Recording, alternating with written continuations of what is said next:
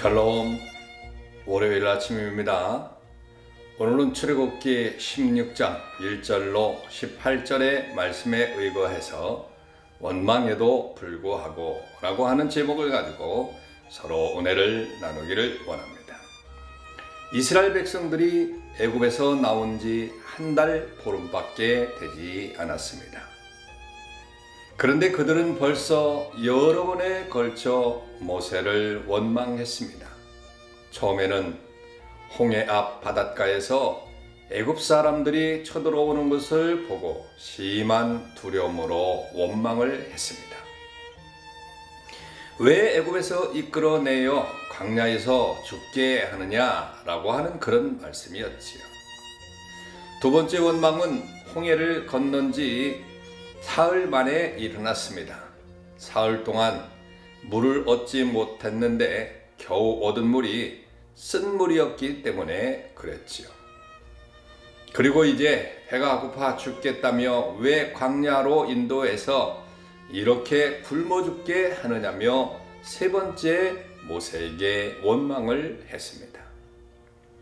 이렇게 원망한 이스라엘에 대해서 하나님께서 어떻게 대하셨습니까?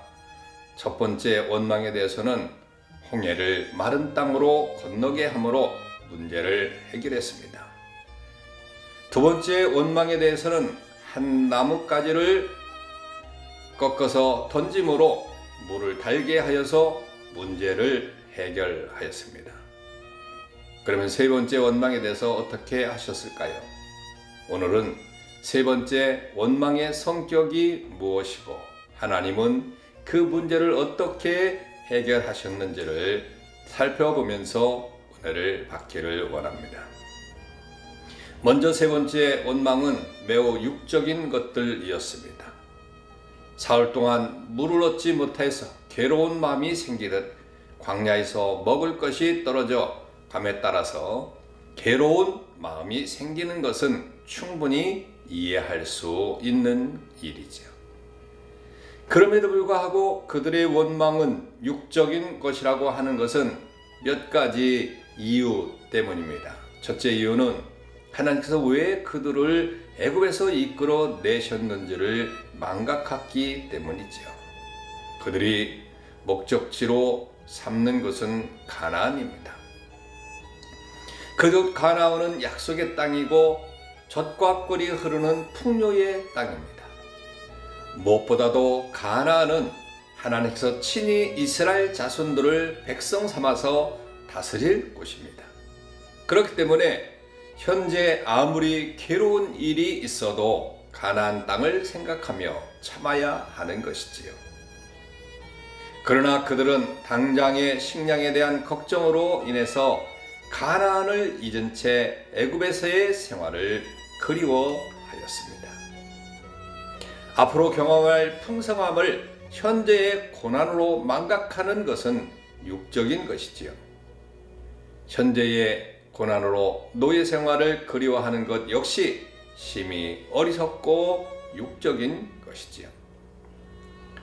그리스도인들이 당장의 어려움 때문에 믿음 생활을 중요하게 여기지 않거나 천국을 망각하고 식량 때문에 원망하는 이스라엘 백성과 다를 바가 없습니다.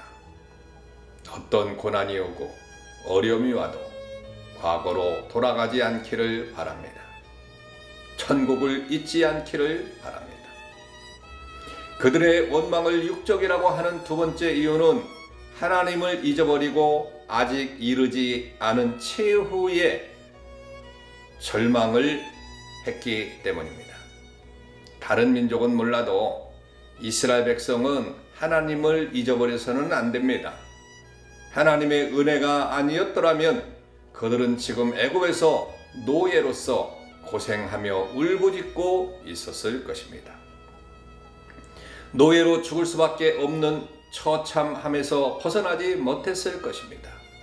그러나 그들의 부르짖음을 들으신 하나님께서 무한하신 능력으로 그들을 애굽에서 이끌어내셨기 때문에 오늘 그들은 자유인이 된 것이 아니겠습니까? 그런데 먹을 것 때문에 하나님의 은혜를 잊을 수 있겠습니까? 그것은 용납할 수 없는 배은망덕한 악행입니다.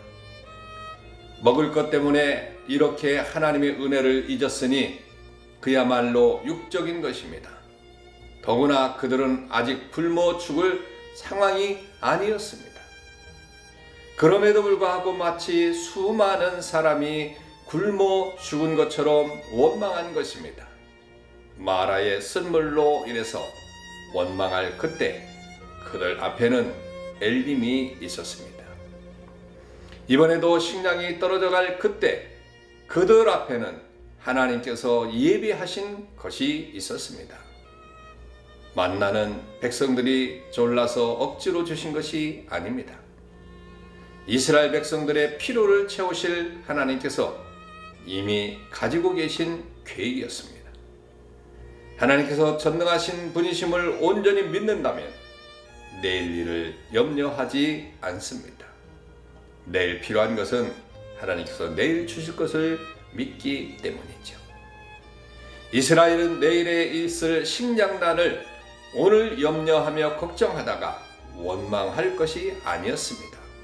하나님을 신뢰하고 기도하면서 하나님의 도우심을 앙망해야 했던 것이죠. 저와 여러분은 어떻습니까? 내일 일로 인해서 걱정하지 마시고 오늘 하나님의 은혜를 감사하는 여러분 되시길 바랍니다. 둘째로 하나님은 원망하는 이스라엘 백성들이지만 그들에게 일용할 것을 주셨습니다. 4절에 보면 하나님은 이스라엘을 위해서 하늘에서 양식을 비같이 내리겠다고 하셨습니다. 그래서 백성들이 일용할 것을 날마다 거둘 것이라고 하였습니다. 어떻게 그것이 가능하겠습니까?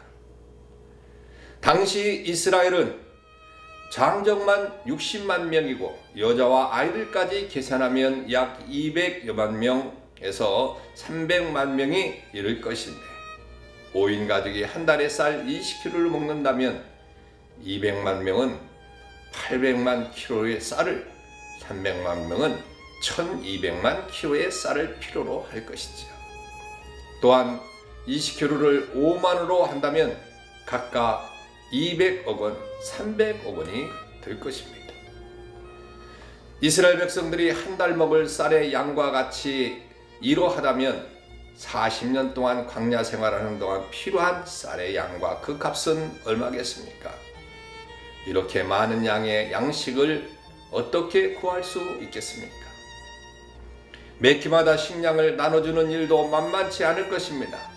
한 사람이 100명에게 양식을 나눠준다고 했을 때 필요한 인원만 2만 명 내지 3만 명이나 되는 큰 그런 일입니다. 그러나 하나님께서는 능히 못하실 일이 없습니다. 고기는 메추라기가 와서 진의 터품으로 공급되었고 양식은 하늘에서 비같이 내부로 공급하였습니다. 이스라엘 백성들은 그저 아침에 밖에 나가서 만나를 거두기만 하면 되었습니다.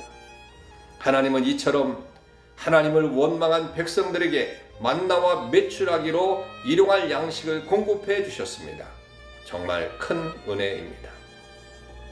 원망하는 백성들에게도 일용할 양식을 주었건만 저와 여러분에게 어찌 공급하지 않겠습니까?